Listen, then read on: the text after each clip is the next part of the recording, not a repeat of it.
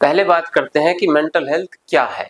Mental health हमारी सोचने की क्षमता, हमारी समझने की क्षमता और जीवन में जो अप डाउन्स आते हैं उनसे हम कैसे डील करते हैं, कैसे उनसे निपटते हैं, वो मेंटल हेल्थ है। अगर मेंटल हेल्थ पॉजिटिव रहती है, अच्छी रहती है, तो हम लाइफ के जो चैलेंजेज आते हैं उनको हम अच्छे से डील कर पाते हैं। हम एनर्जेटिक रहते हैं, हम एक पर्पजफुल लाइफ जीते हैं, एक हमारा गोल होता है, एक डायरेक्शन होता है। और अगर हम इंडियन आंकड़ों की बात करें तो लगभग 15% लोग किसी ना किसी मेंटल हेल्थ इशू से जूझ रहे हैं, या वो माइनर हो या वो मेजर हो।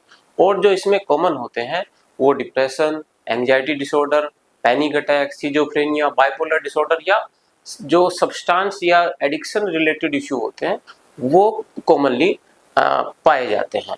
और अगर हम बात करें कि मेंटल हेल्थ जरूरी क्यों है, देखिए अगर किसी को कोई फिजिकल इलनेस होती है तो वो फिर भी एक पर्टिकुलर पर्सन तक लिमिटेड रहती है, दूसरों पे उसका इम्पैक्ट बहुत ज्यादा नहीं आता।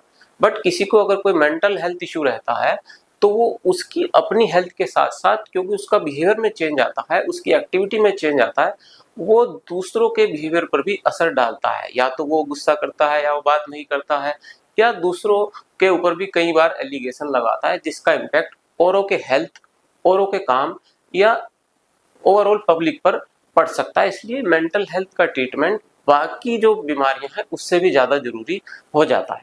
और अगर आंकड़ों की बात करें तो जो काम का बर्डन है, जो काम का लॉस है, जो लोग वर्किंग रहते हैं ऑल ओवर इंडिया, जो डिसेबिलिटी एडजस्टेड लाइफ ईयर्स हैं वो खाली डिप्रेशन और तनाव की वजह से ही 6th पोजीशन पर है। यानी कि हम डिप्रेशन और दूसरी जो मेंटल डिसऑर्डर्स हैं उनकी वजह से बहुत सारा हमारा काम का लॉस किस फॉर्म में किया, तो उसकी वजह से एब्सेंट रहते हैं लोग, या बीमारी होने की वजह से उन पे एक्सपेंडिचर बढ़ जाता है, या वो प्रॉपर जो उनकी कैपेसिटी है उसके हिसाब से वर्क नहीं कर पाते।